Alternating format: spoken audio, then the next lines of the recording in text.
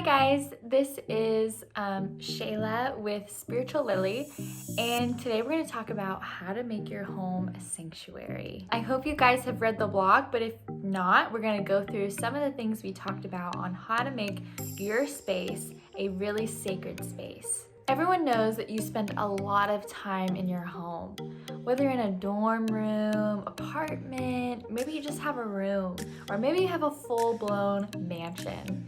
Either way, you want to create sacred spaces for yourself where you can dwell, where you can relax, where you can recharge, where you can pray, where you can really be at your best. You want your home to be a place where you can fully connect with heaven.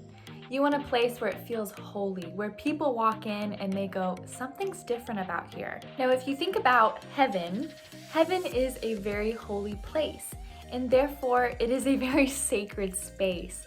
But when we look at heaven, heaven has standards for itself that are very perfect. When you look at the Bible and read in Revelations about descriptors of heaven, how heaven's like, it's really amazing. There is a level of quality that's in heaven that doesn't even come close to anything on this earth. We know that the gate is of solid pearl going into heaven. That's pretty remarkable. It is a solid pearl, which means it is one cut, which means there's a level of perfection, there's a level of royalty to it. I'm not asking you to have a pearl door to your sanctuary, but if you did, that'd be pretty cool. However, I am pointing out the significance of beauty and the significance of a standard of perfection. Now, obviously on this side of heaven, we're not gonna face full perfection in our lives, but we can aim towards it. And one of the most important kingdom principles is to have a space that is safe, that is holy, that is sacred, that you can connect with God in, and that the presence of God dwells in. Now, some of you may be thinking like, oh my goodness, not in my home. And that's just not true. Heaven can dwell where you are. If you've accepted Jesus as your Lord and Savior, He actually dwells inside of you. Therefore, the most sacred space that God has chosen is your body. That's a whole nother topic, but for right now, we're just gonna go into creating that same atmosphere within your home. Atmospheres really do affect people. In fact, what happens in a room, people can feel that. People can feel the energy and the atmosphere of what the room is carrying. You want your space to be so sacred. You want it to be a place of holiness where you can connect with God and that when others walk in, they feel that. Setting aside a space is so much easier to connect with God when you feel comfortable in that space. When you feel like it's a space you can breathe, relax in, and have rest in. Those are principles of heaven, having rest. God calls us to rest. Therefore, let's get into it. The first thing you can do is keep your space clean. I know you guys hear this all the time, but just clean your house. It's really that simple. I know all of you live different lives, some busy, some have kids, some have like 50 million kids or people running in and out of the house all the time, and you're like, I can barely keep my own room clean. Well, just try. I would just urge you to make it a priority over anything else and do your best, and that's all you can do. Instead of laying on the couch for a minute or scrolling through Instagram, put your shoes away, put the clothes on your bed away. Make sure everything's in the right place. When you're done with something, get in the habit of putting it right back. Don't let things out for too long, and don't let things get cluttered, and don't only clean for when people come over. This is your house too. You can't just clean it for other people. You're living in the space, and if it affects someone else to walk into a messy home, it most definitely is affecting you. When a room is messy, it's showing a sign that there's a lot to do, and we tend to have trouble resting in mess. A messy space is not a resting place. If you've read our blog, we have a whole list on our resource pages of natural products to make your home really clean.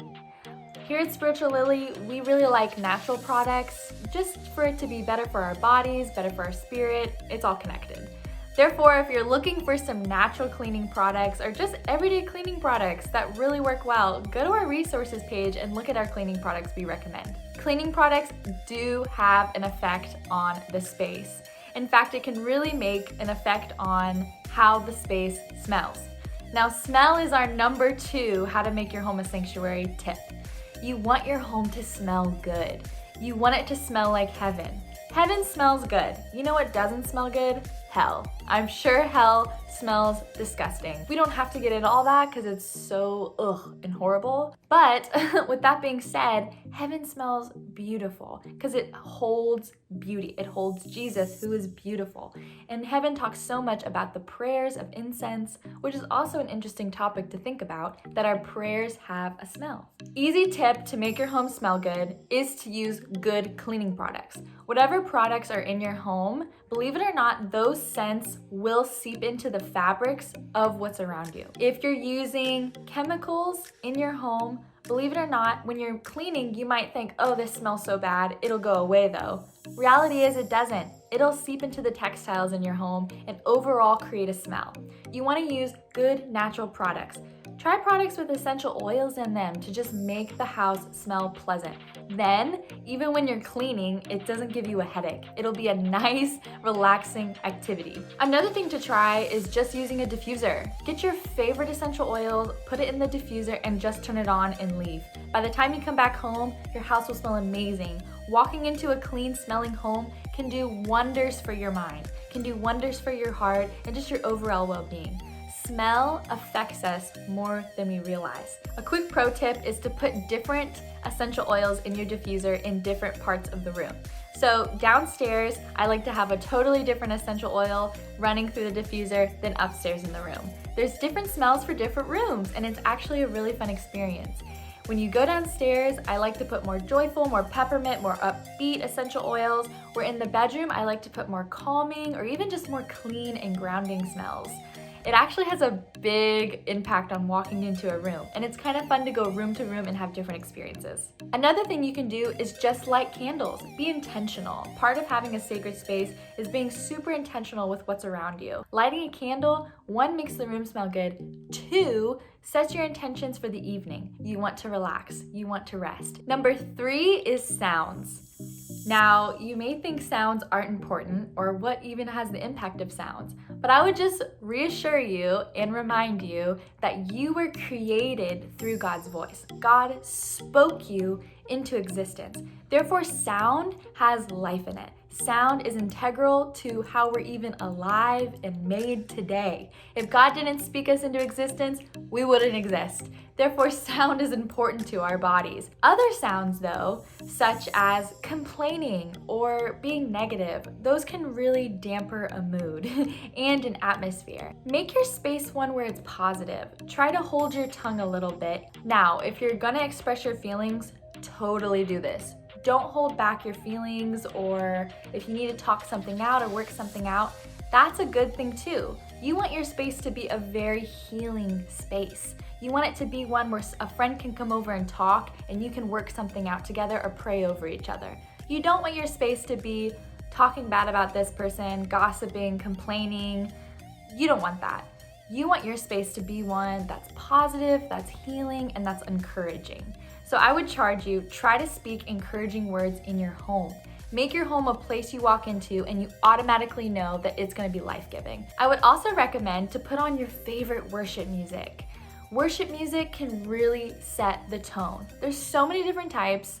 If it's upbeat, low beat, just instrumentals, it can all make a big difference. Creating sounds in the atmosphere truly charge the spiritual realm.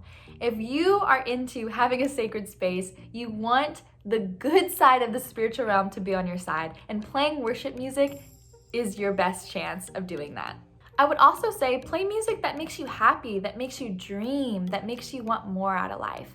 Play music that makes you dance, that makes you sing. You want those things to be in your home. You want a positive atmosphere where you can dance, sing, and listen to really good music. If you're playing music or any sounds at all that are very aggressive or negative sometimes, it can be really downplaying. Try not to play too much depressing music in your home. You don't want your home to just be a place of sadness and depression. You really want to create and activate a place of joy. The next tip is make it yours. This is your space, your home. You want it to look exactly like you. You want to walk into the room and feel like you just exploded all over the place and it's an expression of who you are. If you walk into your home and you feel like it doesn't reflect you properly, this isn't a good sign. To make it a sanctuary, to make it your resting space, you really want it to be yours. Try adding textiles that you absolutely love. Blankets, pillows, anything. If you like a pattern, bring it into your home. Don't feel like you have to succumb to what's popular or what's trendy right now in interior design. This is your space. If you like color, add tons of color. If you want everything purple, it can be purple. If you want everything green, it can be green. Whatever you want and whatever is gonna offer you the best space where you feel like it's yours. Try putting objects in the house that inspire you. Whether it's from traveling, collecting things, or family heirlooms. It doesn't matter. Whatever inspires you, or maybe it just has a good design, put it in your home. You want a space that's sacred. Personally, in my house, we only have a TV in a very small room. And we only go there when we want to watch a movie. Having electronics outside your gathering rooms and outside your sacred spaces can really help. We live in a digital age, but inviting a space where people can walk into and not automatically be drawn to a TV or anything like that is so healthy. It forms conversation, communication, connection, all the things that you really want in your home. It also allows you to live distraction-free for those times you really want to connect with the Lord and live in a sacred space. The last tip is to pray. This is probably one of the most important parts of making your home a sanctuary, is to just pray. Pray into the space. Pray over the space. A lot of times I like to walk into a space when I first move in and just anoint the house with oil and just put a cross on the doors and just do a little prayer walk around the home. It's so fun to just ask the Lord what to pray for in this home or what His intentions are for this home. The home is a really sacred space, and the Lord has given you this home for reasons. He has plans over it. He has purposes over it. Pray into those things. Pray to God and ask Him what He wants out of this home for you. Is it a resting place for you and others? Is it a gathering space for you and others? Just ask the Lord. I would also say, to have a true sanctuary, it has to be a place where you can pray to God yourself, where you can sit down, relax, and worship, where you can sit down, relax, and just read your Bible, where you can sit down, relax, and ask God questions. I hope you'd all enjoy this video, and I hope you make your home a sanctuary, because it truly is life-changing, and it can change your mental space, as well as your spiritual and physical space. All right, I love you guys. Have a great day.